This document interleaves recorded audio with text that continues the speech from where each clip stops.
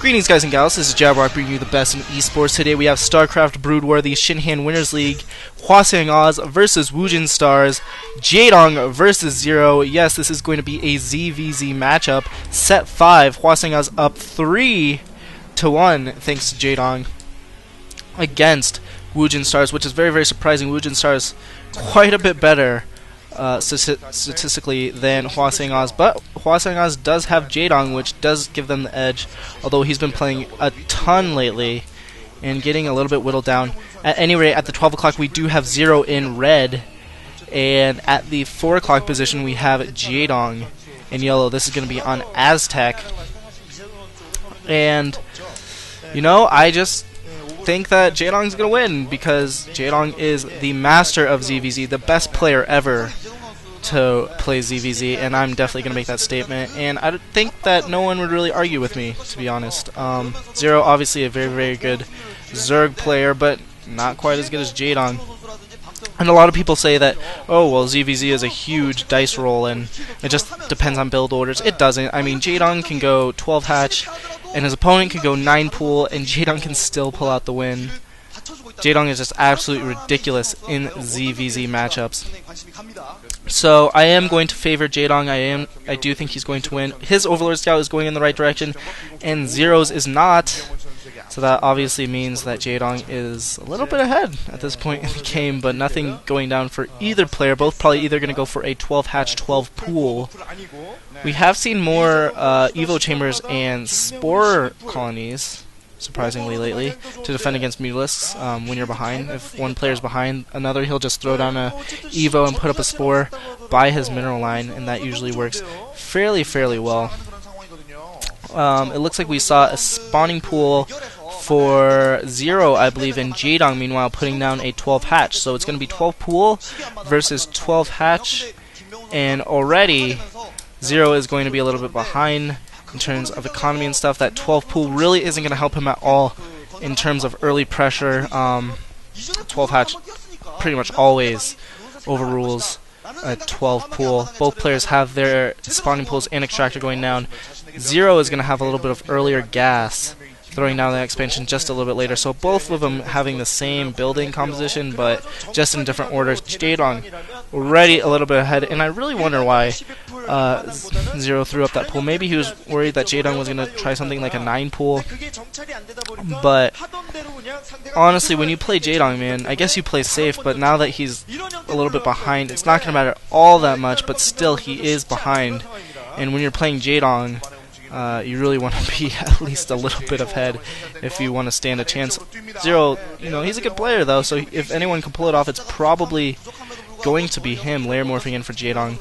I'm assuming the same thing is going on for ZerO. We have Zerglings out for ZerO as well, doing a little bit of a scout, and might go down towards Jaedong's base, put some early pressure on that natural. On a side note, I got my SteelSeries Mini mouse pad, and it is freaking awesome. I love it. A lot better than the 1992 mouse pad that I have. It's actually from Electronics Boutique, if you remember that. It got bought out by GameStop, but it is like old logo for Electronics Boutique, which is like EB Games. A little bit of Zergling dancing outside of Jaedong's base. No engagement just yet. More Zerglings morphing in for ZerO. So ZerO's going a little bit more Zergling heavy, it looks like, than Jaedong is. I'll have to see what morphs out of that egg. ZerO might go for some early attack here with his Lings, just because I think he knows that Jaedong's base has been up a little bit longer. He might have that kind of inclination. Here he comes, trying to attack some drone. Might be able to pick off a drone. Does pick off one drone. Snipes it. Missed micro by Jaedong. Very, very nice job by ZerO. Super surprising there that he was able to snipe that. And Jaedong just kind of not really paying attention over there. He got his drone sniped. And if it was a probe or an SCV, wouldn't really matter all that much.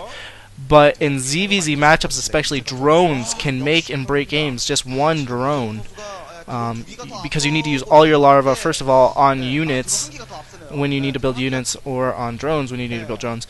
But also because the mining is just so important for ZVZ. If you're behind in economy by just a little bit, that could absolutely ruin the game for you. We have a sunken at the front for ZerO, so that's kind of going to even things up because Jaedong has not got a sunken at his front, so he still has that drone, and oh my god, Jaedong might lose this drone. That's going to be absolutely terrible, and no, he doesn't. Very good micro by Jaedong, just able to pick off that Zergling, almost losing that drone. That would have been absolutely terrible. 2 drones would have been a little bit too much. But that sunken at the front is going to allow ZerO to kind of not have so many Zerglings back at his base and put some pressure on Jaedong, but it's also going to even things up a little bit for Jaedong because obviously that sunken colony costs a drone, and that's one drone that's not mining that he could have had. One Zergling peeking out just a little tiny bit. 2 Zerglings get into the back of the base, as there are 2 ways to get up to the base. There's the ramp way, as well as the kind of the handicap ramp, I would guess I would call it, in the back over there. But Jaedong has Zerglings both positioned. Now his mutas are out. I think Muta's morphing in for ZerO just because he got his Spire a little bit later.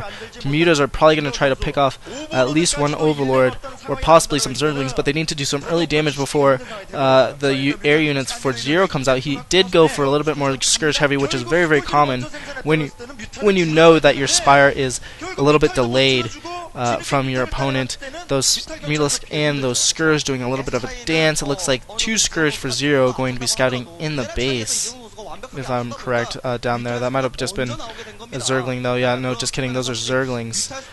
Those little red dots. I was just looking on the mini-map. 2 Zerglings might get in the base, though. Get able to get a good scout off. Looks like they get into the natural. Might be able to pick off a drone. And, oh! Epic! That's just ridiculous, just sending it into the extractor, not getting that drone picked off, and it does survive. That's huge by Jaedong. Very, very good timing, good sense of awareness, but also kind of lucky that there wasn't an actual drone in the extractor at that exact moment. But not getting his drone picked off, that's a really, really good move, and that just shows you the precision and the APM and the multitasking of these pro StarCraft players. Here comes Jaedong with more Zerglings and Mutalisk as well, just kind of scouting out for possibly any extra bases or possibly stray Overlords, stray Lings, anything of the sort that he would need to attack and kill and that he can pick off really without taking too much damage. There is that sunken at the front, which is going to deter some Zerglings, but if he has more Mutalisks, it absolutely is not really going to matter. He does have some Scourge in the mix as well. Here comes the Mutalisk from ZerO, engaging the Mutalisk from Jaedong, and it looked like some of those hit. I don't exactly know how many, just because the smoke from the attacks kind of blurs everything. 2 of the Scourge landing on a Mutalisk for Jaedong. ZerO in a little bit of trouble. That Sun Colony has gone down. Now we have Zerglings in the main for Jaedong. Might be able to pick off some probes, but I mean drones, but no, is not able to. Jaedong is now retreating. I think he has a few less Mutalisks, but his Zerglings are still doing damage. If he's able to pick off this hatchery, that's going to be an instant GG. ZerO needs to really make sure that he does not pick off this hatchery. That would be absolutely terrible. And here comes Mutalisk in the main, able to pick off 1 drone. More Scourge coming in as well. Jaedong made a lot of Scourge, cloning on those Mutalisks and doing a very, very nice job picking off 2 of those Mutalisks simply with Scourge. There's a lot less Mutalisks, it looks like, just from the clump for ZerO, and ZerO is going to lose this match. This is going to be it. There's going to be a GG pretty soon, and Jaedong is going to win it for his team. Jaedong doing just an amazing job reinforcing with more Mutalisks and 0 GGs. Like I said, Jaedong, you just absolutely can't beat him, man. And so Hwaseung over Woongjin's Stars in set 6. So yeah, only had to go to 6 sets. Jaedong doing a very nice job, and you can see how he's visibly happy because he's been struggling a little bit lately, and he deserves the success. He really does. Holding his arms up in triumph, and that's going to be it for me, guys. If you liked this cast, please subscribe, please give me a like, and comment below. Lates.